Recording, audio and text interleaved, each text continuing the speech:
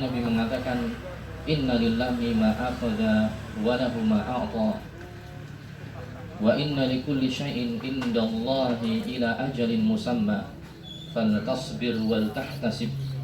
Sesungguhnya milik Allah apa yang Allah ambil, dan milik Allah apa yang Allah berikan, dan semuanya makhluk yang Allah ciptakan, Allah tentukan batas hidupnya sampai waktu tertentu.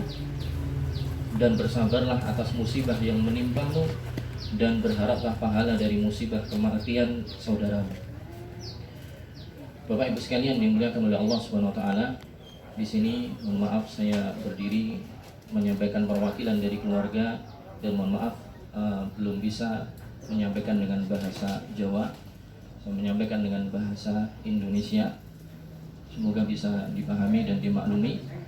Mewakili dari keluarga Bapak Anto atas wafatnya ibu mertua beliau, Ibu Suhartimah, yarhamuhullah. Semoga Allah merahmati beliau, mengampuni dosa-dosanya, menerima amal soleh yang telah dikerjakan. Bapak Ibu sekalian yang dimuliakan oleh Allah, kita semua pasti akan mendapati hal yang demikian. Dan orang yang paling berat ujiannya adalah para nabi. Asyaddun nasi bala'an al-anbiya thumma alladhina yalunahum. Orang-orang yang paling banyak dan berat ujiannya adalah para nabi, kemudian orang-orang yang levelnya setelah nabi dan yang setelahnya. Kalau kita lihat Nabi Muhammad SAW, bapak beliau wafat ketika beliau belum lahir. Ibu beliau wafat ketika Nabi umur 6 tahun. Kemudian kakek beliau wafat ketika beliau umur 8 tahun. Kemudian nanti akhirnya Abu Thalib yang merawat beliau pun wafat. Bahkan semua anaknya Nabi SAW yang jumlahnya 7, itu semua wafat ketika Nabi SAW masih hidup, kecuali satu yang wafat terakhir, yaitu Fatimah. Semuanya meninggal, yang perempuan dan laki-laki yang lainnya yang 6 meninggal duluan. Maka ini ujian bagi kita semua yang akan kita hadapi. Ketika kita menghadapi ujian ini, dahulu Nabi SAW mengajarkan kepada Ummu Salamah ketika mendapatkan musibah untuk berdoa, Allahumma jurni fi musibati wa khluf li khairan minha. Ya Allah, berikanlah ganjaran atas musibah yang menimpaku, dan gantilah ganjaran yang lebih baik dari musibah tersebut.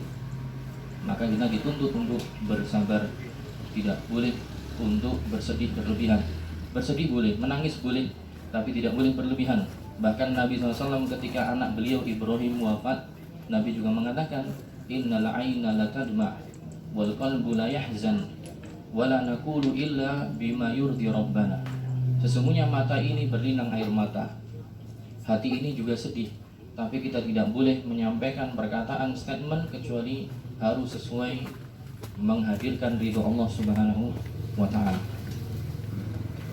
Dan kita, Bapak Ibu sekalian, kita nanti akan menunggu giliran kematian sebagaimana yang sekarang sudah datang kepada beliau rahimahullah, Ibu Suhartimah. Dan umurnya umatnya Nabi Muhammad itu sekitar 60 atau 70 tahun. Dalam hadis riwayat Tirmidzi, Nabi mengatakan, a'maru ummati ma baina sittina ila sab'in. Umurnya umatku itu kisaran antara 60 atau 70 tahun. Nabi kita Muhammad wafat umur 63, Abu Bakar umur 63, kemudian Umar juga umur 63. Kisaran itu. Ada yang lebih maka Allah berikan bonus, ada yang kurang dari itu maka itu bagian dari takdir Allah Subhanahu wa taala.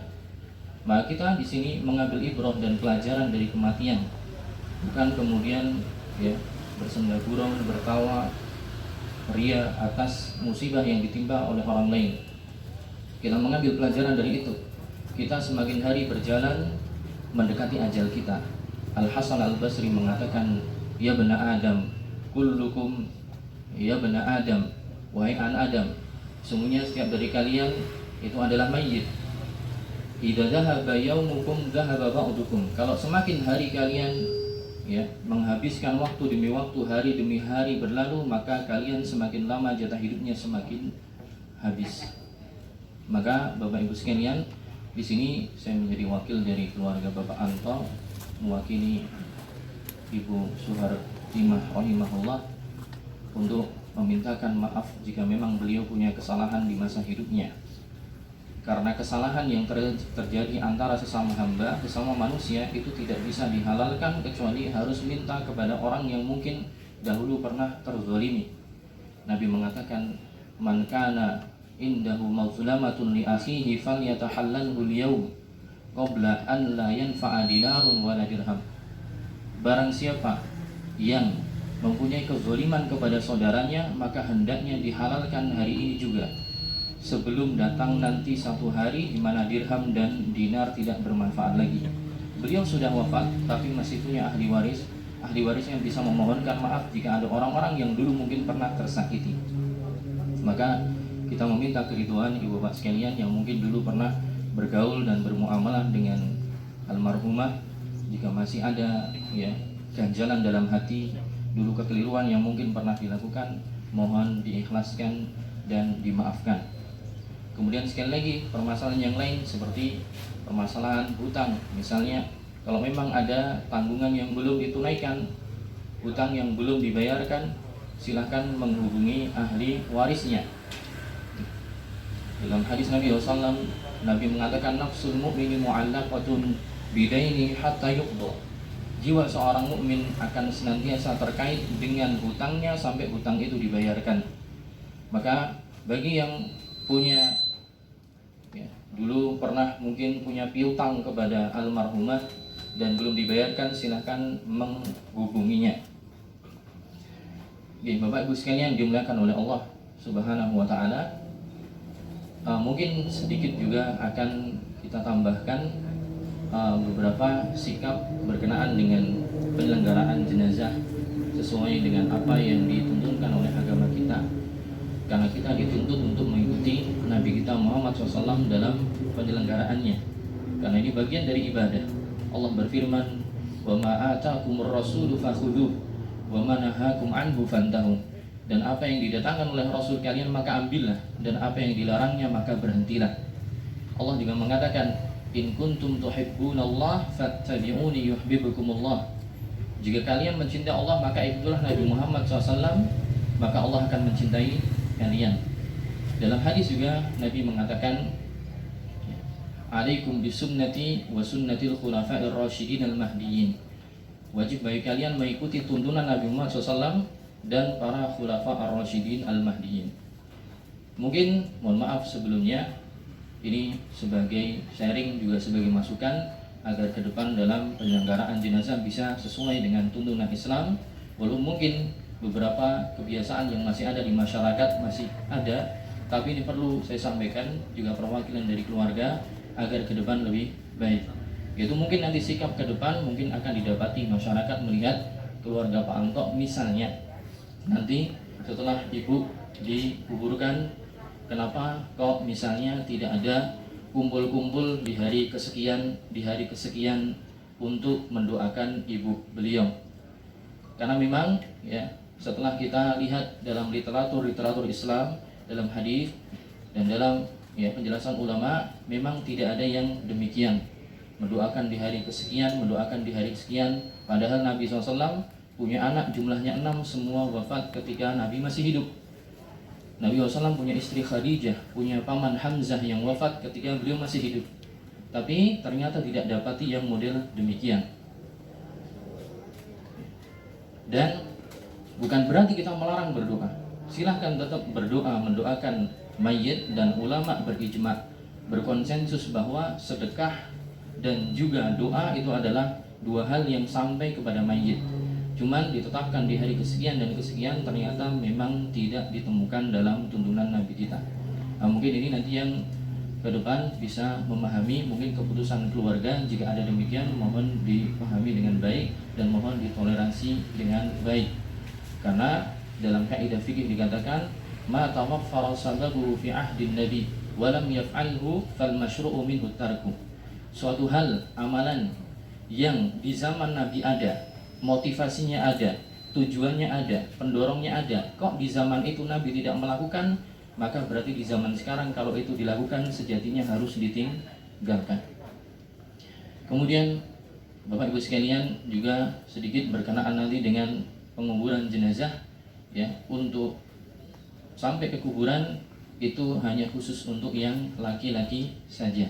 Untuk yang perempuan silahkan cukup di rumah saja, ya, tidak usah ikut, ya, karena dalam hadis Ummu Atiyah radhiyallahu anha mengatakan nuhina anittiba'il janais.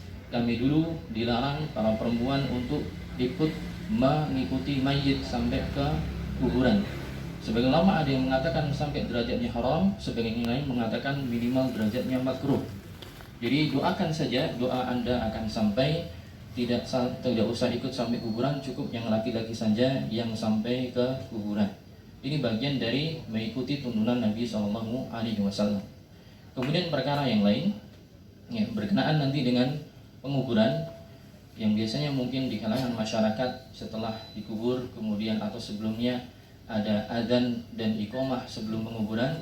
Ini juga mohon maaf, ya, satu yang diyakini oleh keluarga yang kita diminta untuk menyampaikan nanti tidak ada adzan dan iqamah, karena memang Nabi SAW tidak pernah mencontohkan, dan para ulama yang mengatakan itu ada adzan dan iqamah itu dikiaskan atau dianalogikan dengan adzan dan iqamah ketika bayi melahirkan.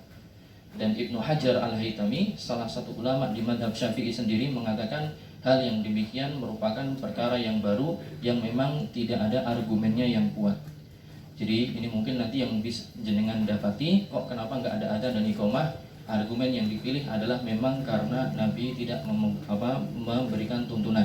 Jadi mohon ini juga menjadi hal yang dimaklumi dan dipahami bagi Bapak Ibu sekalian, ya, karena kita berusaha untuk mengikuti tuntunan dari Nabi SAW. Kemudian poin terakhir yang ingin kita tekankan dalam masalah ketika melayat, ya, bertakziah, jangan lupa untuk mendoakan dan jangan lupa untuk menyolati. Sebagian kaum muslimin ketika melayat kadang mereka hanya, ya, menghibur saja, itu baik, tapi terkadang lupa untuk menyolati. Padahal ketika seorang menyolati itu adalah hal yang paling dibutuhkan, termasuk hal yang paling dibutuhkan oleh mayit. Dalam hadis Nabi mengatakan tidaklah seseorang meninggal fayusalli alaihi arba'una rajulan la yusyrikuna billahi syai'an. Jika ada orang meninggal kemudian disolatkan oleh 40 orang, yang 40 orang ini tidak berbuat syirik kepada Allah, maka dia akan menjadi syafaat bagi jenazah atau bagi si mayit. Ini kadang yang mungkin dilupakan oleh sebagian kita. Justru ini juga fadilah bagi orang yang melayat, yang kadang mereka lupa. Nabi SAW mengatakan, man syahida janazah hatta yusalla alaihi falahu qiratun, wa man syahidaha hatta tudfan falahu qiratan, wa mal qiratan qala mithlul jabalainil azimain. Nabi mengatakan barang siapa yang melayat jenazah sampai disolatkan, maka dia mendapatkan ganjaran 1 qirat. Dan barang siapa yang melayat sampai disolatkan sampai juga dikuburkan, maka ganjaran bagi dia 2 qirat. 2 qirat itu ganjaran seberapa wahai Rasulullah? Seperti 2 gunung yang besar. Ini yang mungkin banyak dilupakan, ya. Maka kita di sini saling tawasau bil haq dan tawasau bis sabr. Bapak Ibu sekalian yang dimuliakan oleh Allah Subhanahu wa taala, sekali lagi mohon maaf jika ada kata saya yang menyinggung Bapak sekalian. Ini sebagai permintaan dari Bapak Anto kemarin untuk memberikan perwakilan, sekaligus menjelaskan sikap yang diambil oleh keluarga. Sekaligus juga tidak lupa kita memohon keridhaan dan kerelaan Ibu Bapak sekalian. Sekali lagi, jika ada kesalahan, jika ada kekeliruan ketika Ibu almarhumah ketika masih hidup, mohon dimaafkan. Ketika ada hutang, monggo silahkan yang mau menagihnya langsung menghubungi keluarganya. Kalau diikhlaskan maka itu menjadi suatu pahala sedekah bagi Anda semua. Dan sekali lagi, mari pelaksanaan penguburan mayit bagian dari ibadah yang dituntunkan oleh Nabi kita. Maka mari kita berusaha semaksimal mungkin untuk bisa bersesuaian dan mengikuti apa yang dituntunkan oleh syariat kita, diajarkan oleh Allah SWT dalam Al-Quran, dan dicontohkan oleh Nabi kita Muhammad SAW. Mungkin itu yang bisa saya sampaikan sebagai perwakilan dari keluarga. Sekali lagi, ya, mari mengingat kematian. Nabi mengatakan aktsiru min dzikri hadzimil ladza. Perbanyaklah mengingat hal yang menghancurkan kenikmatan, yaitu kematian. tidak ada yang tahu giliran kita kapan, maka ini menjadi peringatan bagi kita semua. Mohon maaf jika ada kesalahan dan kekeliruan. Saya tutup. Assalamualaikum warahmatullahi wabarakatuh.